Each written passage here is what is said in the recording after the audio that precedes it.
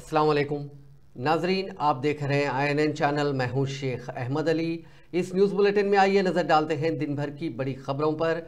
रियासती काबीना ने नए राशन कार्ड्स की मंजूरी और जॉब कैलेंडर की इजराई और दीगर अहम फैसलों को मंजूरी दी है।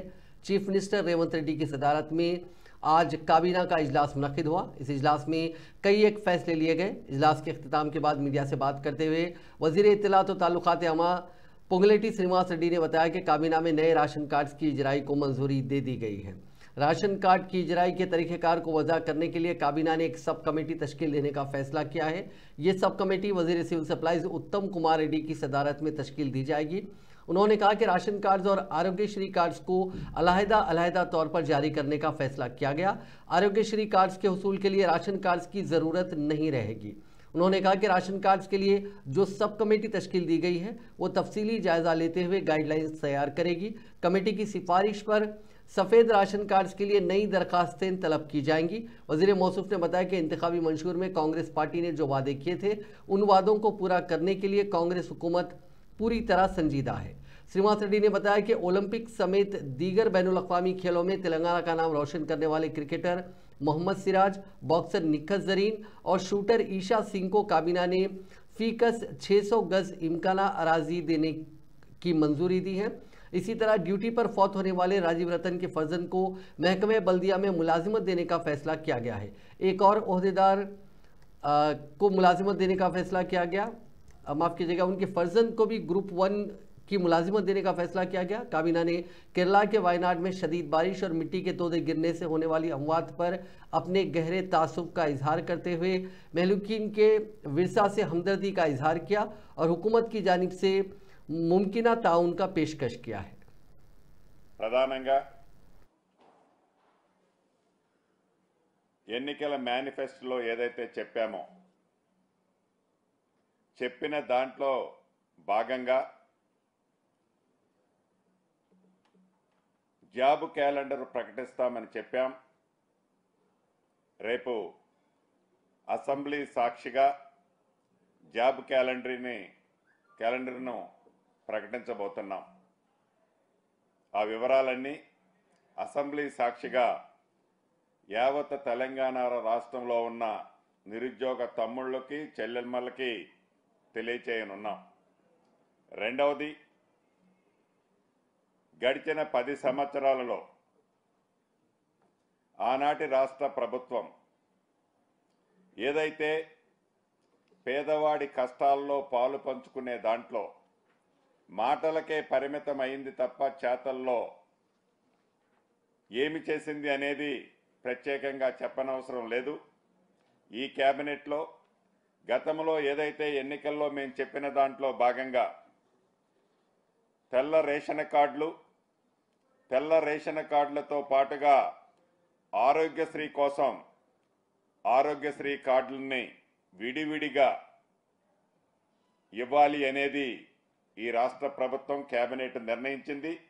దీనికి సబ్ కమిటీలో 13వ తారీఖు 7/2007 నాడు ఆనాడు కీర్తిశేషులు రాజశేఖర రెడ్డి గారు శంకుస్థాపన చేశారు। 13వ తారీఖు 7వ నెల 2007 ఇలా 1 ఆగస్టు 2024 దాదాపు 17 సంవత్సరాలు గడిచిపోయినటువంటి పరిస్థితి। 17 సంవత్సరాల 2007 నుంచి 14 వరకు దాదాపు 70-80% పనులు టన్నెల్తో సహా హెడ్ వర్క్స్ సంబంధించిన అన్ని రకాల పనులు పూర్తయి right side 44 kilometre canal, left side 14 kilometre సంబంధించిన అన్ని కూడా జరిగి కాలువల ద్వారా చేయాల్సిన పరిస్థితుల్లో ఆనాడు తెలంగాణ రాష్ట్రం ఏర్పడి కేసీఆర్ గారు ముఖ్యమంత్రి అయిన తర్వాత మీ అందరికీ జ్ఞాపకం ఉండొచ్చు, కేసీఆర్ గారు మొదటిసారి ఆ ప్రాంతానికి వచ్చినప్పుడు అక్కడనే ఇన్ని రోజులు तेलंगाना हुकूमत ने कानून साज काउंसिल में गवर्नर कोटे के तहत प्रोफेसर कोदंडराम और सहाफ़ी आमिर अली खान को तीसरी मरतबा उम्मीदवार बनाते हुए उसे काबीना में मंजूरी दी है। इस बात की इत्तला वज़ीर इत्तलात और ताल्लुकात आमा पोंगलेटी श्रीनिवास रेड्डी ने प्रेस कॉन्फ्रेंस से खिताब करते हुए दी।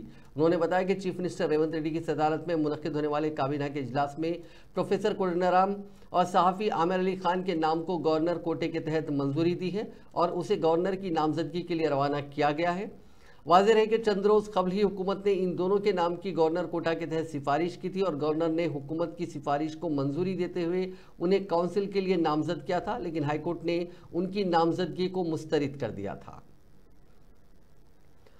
सुप्रीम कोर्ट ने आज एक तारीखी फैसला सुनाते हुए दर्जे फेरिज जात यानी शेड्यूल कास्ट और शेड्यूल ट्राइब ज़मरे के अंदर झैली दर्जाबंदी की इजाज़त दे दी है। एससी और एसटी के अंदर झैली दर्जाबंदी के जवाब से मुतालिक मामले पर समाअत करते हुए अदालत उज़्मा ने जुमेरात को फैसला सुनाया। चीफ जस्टिस DY चंद्रचूड़ की सदारत वाली 7 जजों की आईनी बेंच ने यह इंतहाई अहम और तारीखी फैसला सादर किया। काबिल जिक्र है कि 7 जजों की इस आईनी बेंच में चीफ जस्टिस DY चंद्रचूड़ के अलावा जस्टिस BR गोई, विक्रमनाथ, जस्टिस बेला M Trivedi, justice Pankaj Mittal, justice Manoj Mishra और जस्टिस सतीश चंद्र शर्मा शामिल हैं। इस बेंच ने तय किया कि दर्जे फेरिज जात और दर्जे फेरिज कबाइल ज़मरे के लिए झैली दर्जाबंदी की जा सकती है। चीफ जस्टिस ने फैसला सुनाते हुए यह भी वाज़ेह किया कि 6 जजों की राय झैली दर्जाबंदी के हक में थी, जबकि एक जज ने इससे इत्तेफाक नहीं किया। जस्टिस बेला M त्रिवेदी वो नाम है जिन्होंने अदम इत्तेफाक जाहिर किया है। अदालत उस्मा ने अपना फैसला सुनाते हुए कहा कि दर्जे फेरिज जातें एक यकसा ग्रुप नहीं हैं और हुकूमत मुतासरा लोगों को 15% रिजर्वेशन में ज़्यादा तरजीह देने के लिए उनकी झैली दर्जाबंदी कर सकती है। दर्जे फेरिज जात के दरमियान ज़्यादा तफरीक है। इस तरह सुप्रीम कोर्ट ने चिन्नैया मामले में 2004 के सुप्रीम कोर्ट के फैसले को खारिज कर दिया, जिसमें दर्जे फेरिज जात की झैली दर्जाबंदी के खिलाफ फैसला सुनाया गया था। वाज़ेह है कि पंजाब हुकूमत ने दर्जे फेरिज जातों के लिए महफूज सीटों में से 50% वाल्मीकि और मजहबी सिख को देने का इल्तिज़ाम किया था। 2004 के सुप्रीम कोर्ट के फैसले को बुनियाद बनाते हुए पंजाब और हरियाणा हाई कोर्ट ने इस पर रोक लगा दी थी। इस फैसले के खिलाफ पंजाब हुकूमत व दीगर ने सुप्रीम कोर्ट में अपील की थी। 2020 में सुप्रीम कोर्ट की 5 जजों की आईनी बेंच ने कहा था कि महरूम तक फ़ायदा पहुंचाने के लिए यह ज़रूरी है। मामला 2 बेंच के अलग अलग फैसलों के बाद 7 जजों की बेंच को भेजा गया था।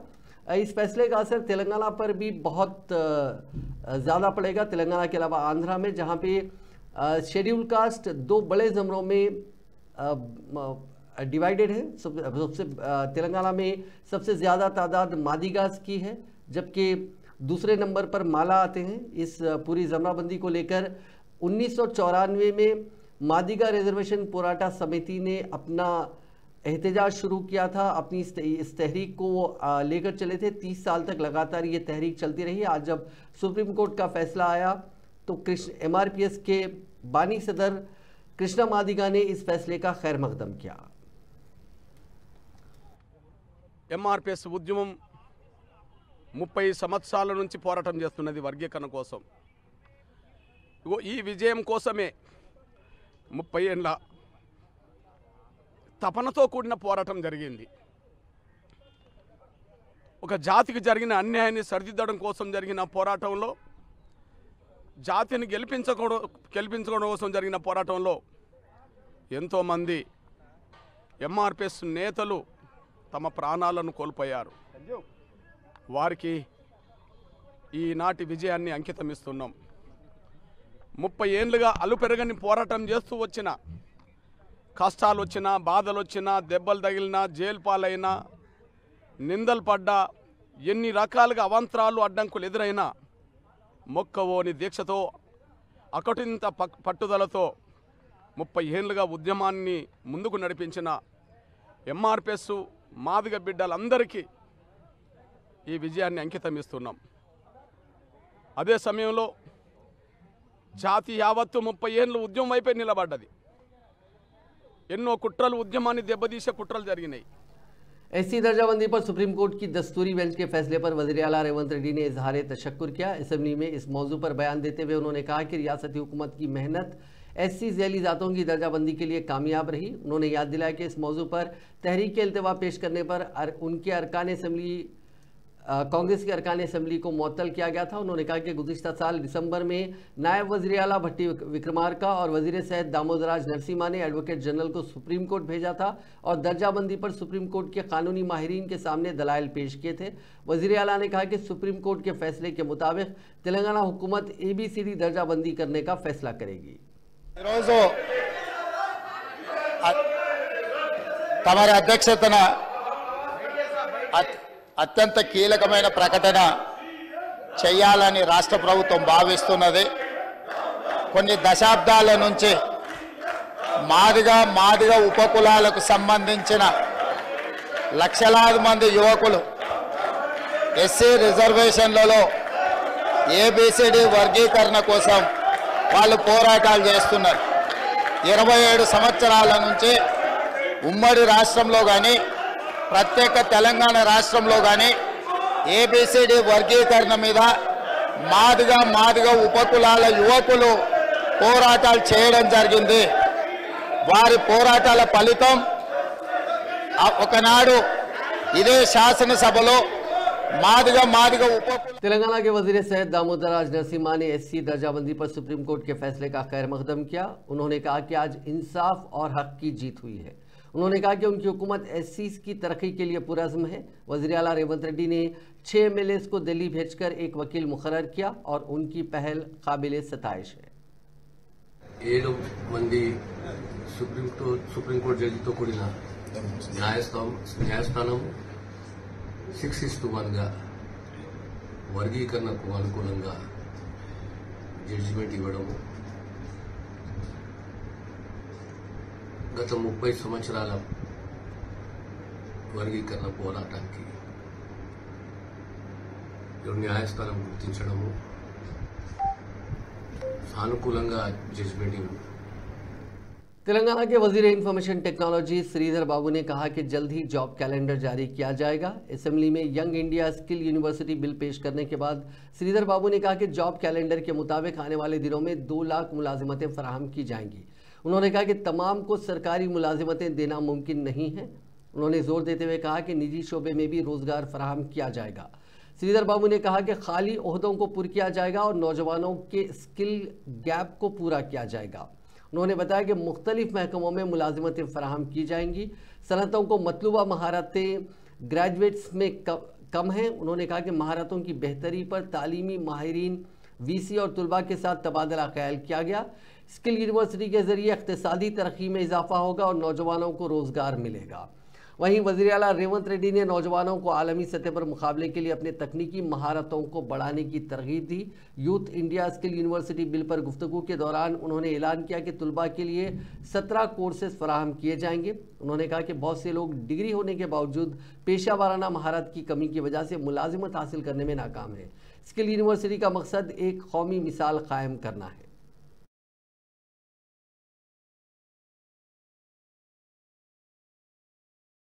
School of pharma and life sciences school of वारी पोटेंशियल पार्टनर కూడా చెప్తా ఉన్నాం అధ్యక్ష డాక్టర్ రెడ్డిస్ ల్యాబ్స్ వారు ముందుకొచ్చి ఈ నైపుణ్యాలను పెంచడానికి ప్రయత్నం చేస్తారని school of pharma and life sciences విషయంలో అదే విధంగా school of e commerce and logistics విషయంలో కూడా ఈ రోజు ఆదాని లాజిస్టిక్స్ O9 సొల్యూషన్స్ అదే విధంగా school of banking financial services and insurance BFSI State Bank of India physics Wallah అదే విధంగా schools of construction and interiors NAAC వారు నేషనల్ అకాడమీ ఆఫ్ కన్స్ట్రక్షన్ మా వెంకటరెడ్డి గారి ఆధ్వర్యంలో school of retail operations and management retailers association of India school of animation visual effects and gaming and comics Telangana VFX animation and gaming association వారు ముందుకు రావడం జరిగింది అధ్యక్ష।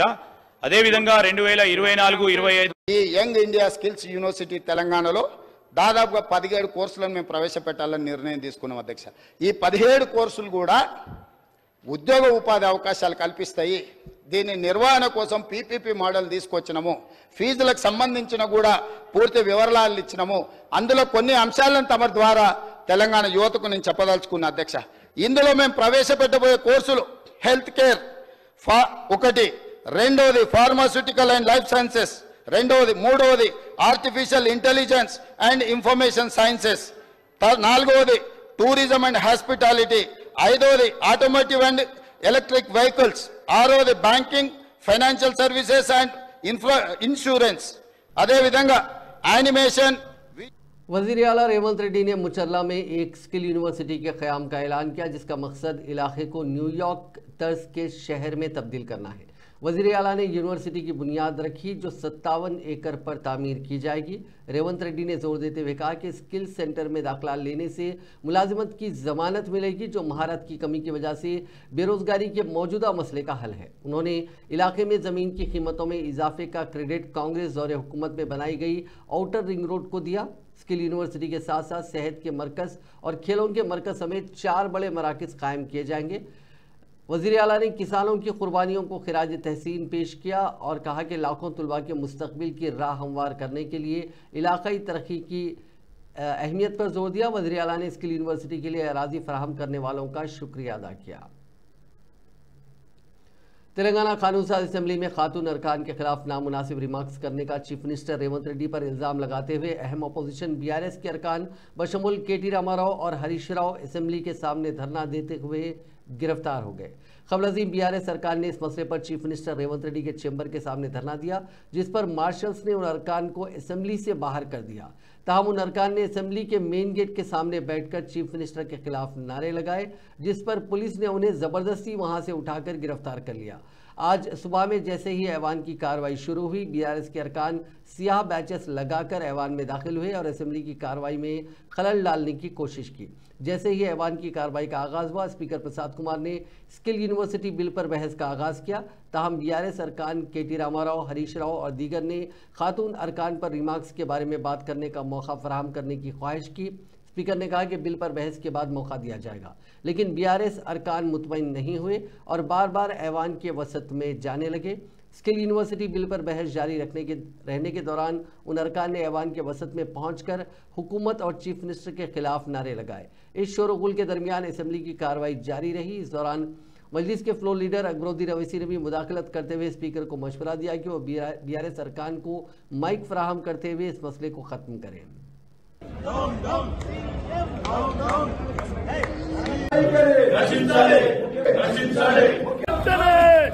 తెలంగాణ ఆడబిడ్డల్ని అవమానించిన ముఖ్యమంత్రి వెంటనే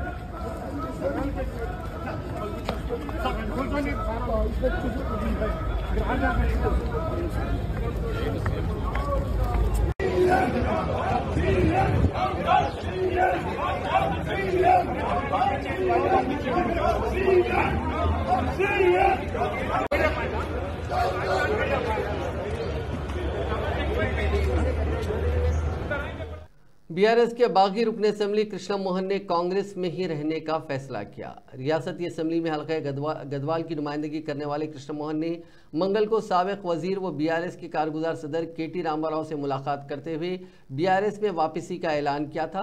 गदवाल हल्के में MLA के तौर पर मुनासिब अहमियत ना मिलने, तरक्याती तजावीज़ को आला हुक्काम की जानिब से मंजूरी ना मिलने वगैरह से अचानक BRS में वापसी का उन्होंने ऐलान किया था और इस सिलसिले में KTR से मुशावरत भी की थी।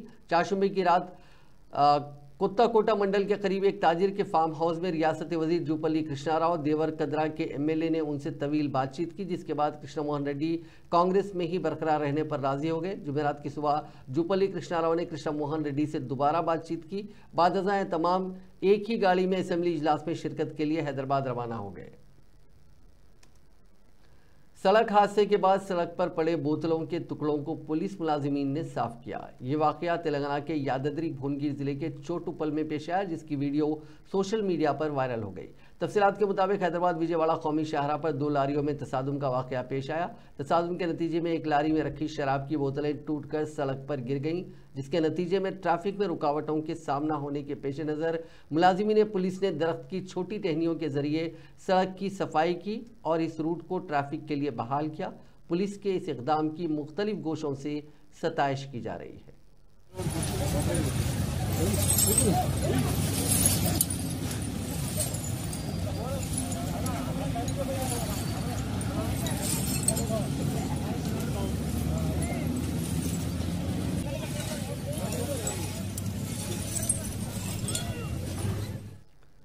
शहर हैदराबाद की चंदानगर पुलिस ने जिस्म फरोशी के अड्डे पर छापा मारा। चंदानगर पुलिस के हुदूद में BHEL ओल्ड MIG कॉलोनी मकान नंबर 1546 में राजू नामी शख्स गुज़िश्ता कुछ अरसे से जिस्म फरोशी का कारोबार चला रहा था। पुलिस ने गुज़िश्ता रात इस मकान पर छापा मारा। 4 लड़कियों और 2 ग्राहकों को पुलिस ने हिरासत में ले लिया, जबकि ऑर्गेनाइजर राजू फरार हो गया। जिस्म फरोशी के अड्डे में काम करने वाली खातून लक्ष्मी को पुलिस ने हिरासत में लेकर पूछगछ शुरू कर दी है। इस सिलसिले में पुलिस ने केस दर्ज करके जांच शुरू कर दी।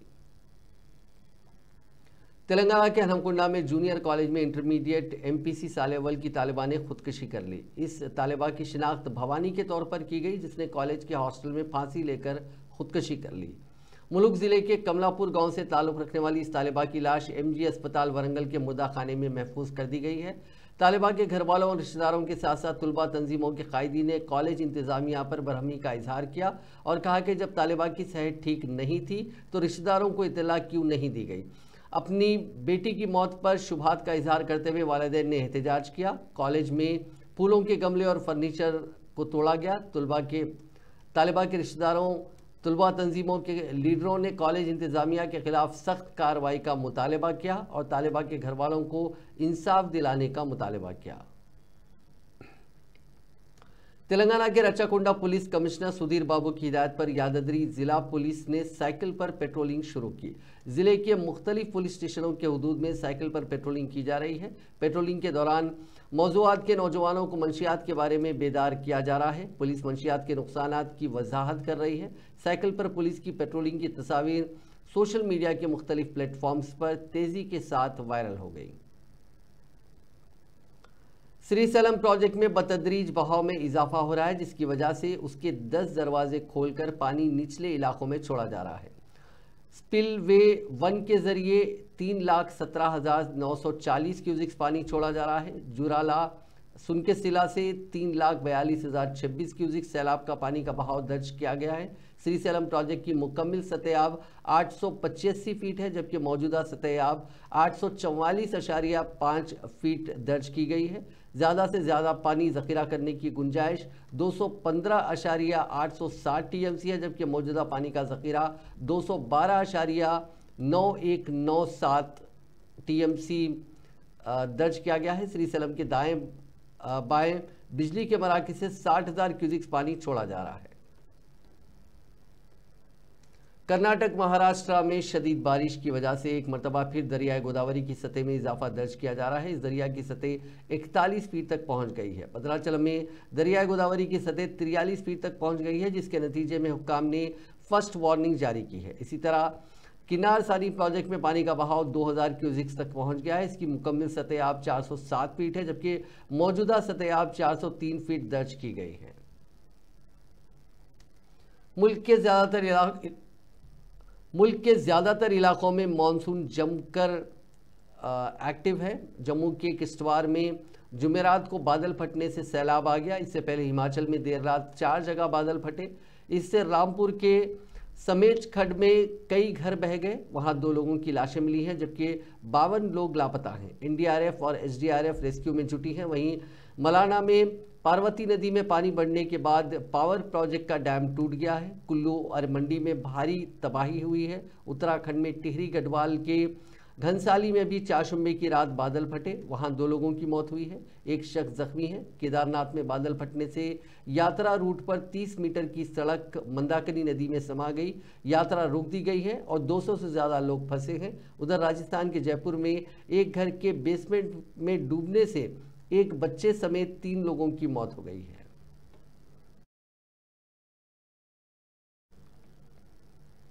केरल के वायनाड में तेज बारिश के बाद लैंडस्लाइड में मरने वालों की तादाद 283 हो गई है। 130 लोग अस्पताल में हैं, जबकि 240 से ज़्यादा लोग आज तीसरे दिन भी लापता हैं। महकमा मौसमियात ने आज फिर से वायनाड में बारिश का रेड अलर्ट जारी किया है। डिजास्टर मैनेजमेंट टीम ने फिर से कुछ जगहों पर लैंडस्लाइडिंग का खतरा जताया है। वहीं आर्मी के general commander officer major general VT Matthew ने कहा कि रेस्क्यू ऑपरेशन पूरा हो चुका है, अब हम सिर्फ लाशों को खोजने का काम कर रहे हैं। इसी दौरान राहुल गांधी और प्रियंका गांधी चूरलमाला पहुंचे। उन्होंने मुतासरीन से मुलाकात की। लैंडस्लाइड से सबसे ज़्यादा नुकसान यहीं हुआ है।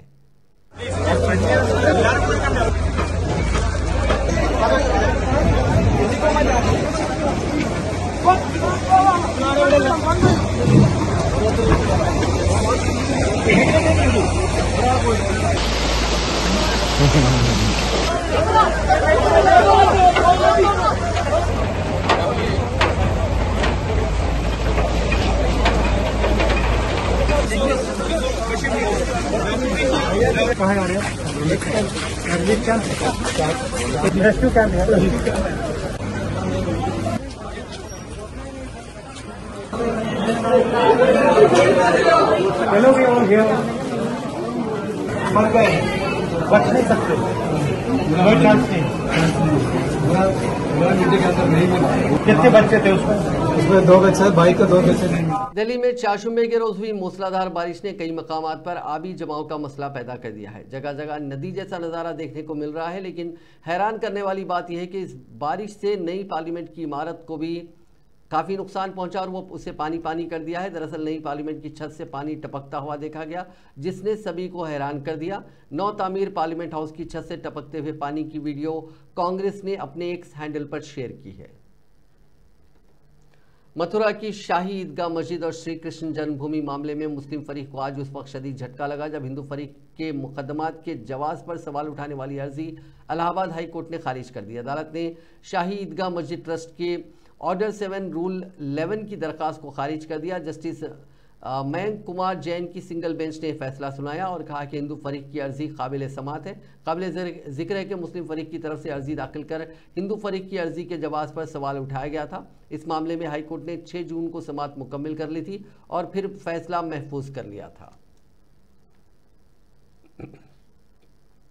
लोकसभा में आज जबरदस्त हंगामे के दरमियान रेल बजट पास हो गया। एक तरफ जहां मरकजी वजीर अश्विनी वैष्णव ने रेलवे की तरक्की को लेकर हुकूमत के मंसूबों का तस्करा किया, तो वहीं दूसरी तरफ अपोजिशन लीडरान ने लगातार हो रहे रेल हादसात को लेकर उनसे सवाल पूछा। रेल हादसात को लेकर कांग्रेस और दीगर अपोजिशन कायदीन के सवाल पर मरकजी वजीर इंतहाई नाराज भी हुए और पुरसुकून दिखाई देने वाले अश्विनी वैष्णव तल्ख अंदाज में जवाब देते नजर आए। पिछले 10 वर्षों में अगर रिक्रूटमेंट की बात करें अध्यक्ष जी, 2004 से 14 का यूपीए का कार्यकाल मात्र 4,11,000 रिक्रूटमेंट इन्होंने किया था रेलवे में।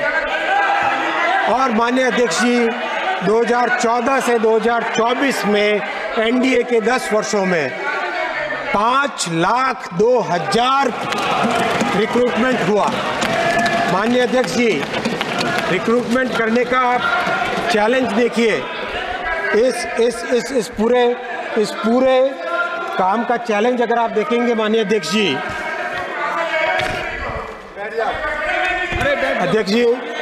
पहली परीक्षा में 1,26,00,000 कैंडिडेट थे। 1,26,00,000 candidate.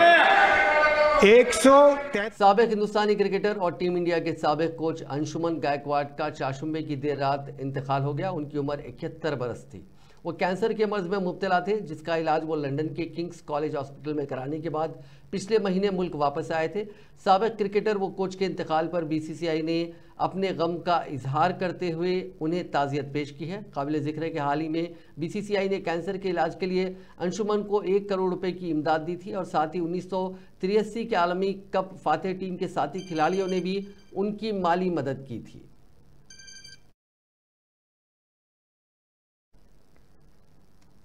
All India radio Hyderabad की मारूफ फनकारा मोहतरमा अफशा जमी का इंतकाल हो गया। तदफीन दायरा अमीर मोमिन सुल्तान शाही में अमल में आई। मरहुमा ऑल इंडिया रेडियो के मशहूर प्रोग्राम छोटी छोटी बातों में फातिमा बी के किरदार से काफ़ी मशहूर हुई थी। उन्होंने स्टेज, टीवी और फिल्मों में भी अदाकारी की थी। हैदराबाद की मुख्तलिफ अदबी तंजीमों ने उनकी खिदमात को भरपूर खिराज पेश किया। अंजुमन तरक्की पसंद मुसन्निफिन, ऑनलाइन अदबी फोरम, बाज़गश्त, महफिल ख़वातीन हैदराबाद, अंजुमन परस्तारा ने, मुश्तबा हुसैन और दीगर अदबी तंजीमों ने खिराज अक़ीदत पेश किया। अफशा जमी फरशोरी ने अपने वालिद के तहरीर करदा ड्रामों की तालीफ सियाह आंसू के नाम से शाये की थी। नाजरीन, इस न्यूज़ बुलेटिन में बस इतना ही। आप देखते रहिए INN चैनल।